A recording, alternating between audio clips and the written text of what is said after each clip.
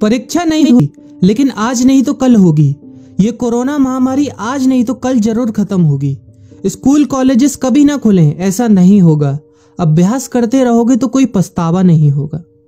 Corona महामारी के चलते इस समय स्कूल और कॉलेजेस बंद पड़े हैं, जिसके चलते विद्यार्थियों में पढ़ाई के प्रति लापरवाही देखी जा रही है।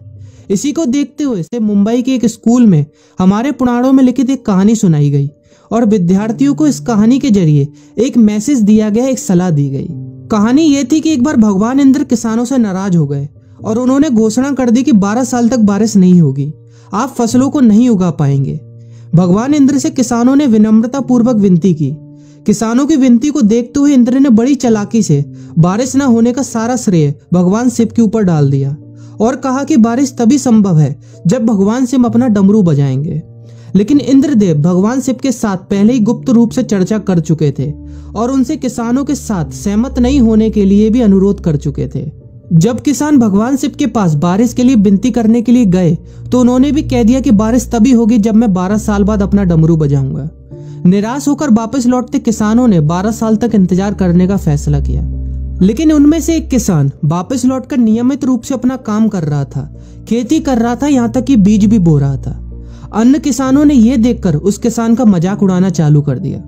कुछ किसानों ने उससे पूछा भी कि आप अपना समय और ऊर्जा क्यों बर्बाद कर रहे हैं, जबकि आप जानते हैं कि 12 साल तक बारिश नहीं होने वाली। उस किसान ने जवाब दिया कि मुझे पता है कि बारिश के बिना मेरी फसल नहीं आएगी, लेकिन मैं ये सब केवल अभ्यास के रूप में कर रहा हूँ। 12 साल बाद मैं फसलों को उगाने और खेतों में काम करने की प्रतिक्रिया को भूल जाऊंगा। शरीर की काम करने की आदत छूट जाएगी और शरीर आलस का शिकार हो जाएगा। इसलिए मैं अभ्यास करता रहता हूँ कि जब 12 साल बाद बारिश होगी तो मुझे काम करने में मुश्किल नहीं होगी। जब इस किसान की यह बात पार्वती जी को पता चली तो उन्होंने भी चिंतित होकर शिव जी से कहा, आप भी 12 साल बाद डमरू बजाना भूल सकते हैं। यह सुनकर भगवान शिव भी चिंतित हो गए, इसलिए कहीं वो डमरू बजाना भूल तो नहीं गए, इसकी जांच करने की सोची और अपना डमरू उठाकर बजाने की कोशिश करने लगे। कोशिश करते हुए जैसे ही डमरू से आवाज आई वैसी बारिश होने लगी और जो किसान नियमित रूप से अपना काम कर रहा था उस किसान का खेत फसलों से हरा भरा हो गया।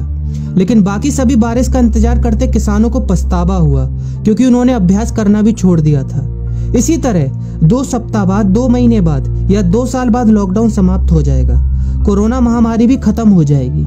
इसे घूरने या इस महामारी के खत्म होने तक का इंतजार करने से बेहतर है कि आप जिस कक्षा में हैं या जिस अगली कक्षा में जाने वाले हैं उसका अध्ययन करें। पुस्तकों का अध्ययन करके अपने कौशल को तेज करें। आपके पास जो ज्ञान है उसे और बढ़ाएं। इस समय का इस्तेमाल करें और ये सोचें कि आप और भी बेहतर कैसे कर सकते हैं, क्योंकि डमरू कभी भी बच सकता है। इसलिए अभ्यास करते रहें। अभ्यास ही गुणवत्ता का सार है। अभ्यास ही है जो आपको किसी भी क्षेत्र में पूर्ण बनाता है।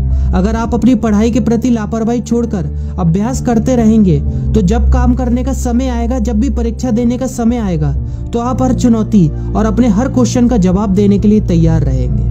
अपना ध्यान रखें और अपनों का ख्याल रखें, क्योंकि कोरोना अभी गया नहीं है। घर पर ही रहने की कोशिश करें ताकि आप भी और अन्य भी सुरक्षित रहें और नियमित रूप से अभ्यास करते रहें, क्योंकि डमरू कभी भी बच सकता है।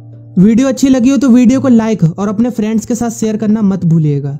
और अगर आप एक पेरेंट हैं तो आप भी अपने बच्चों के साथ इस वीडियो को शेयर करना मत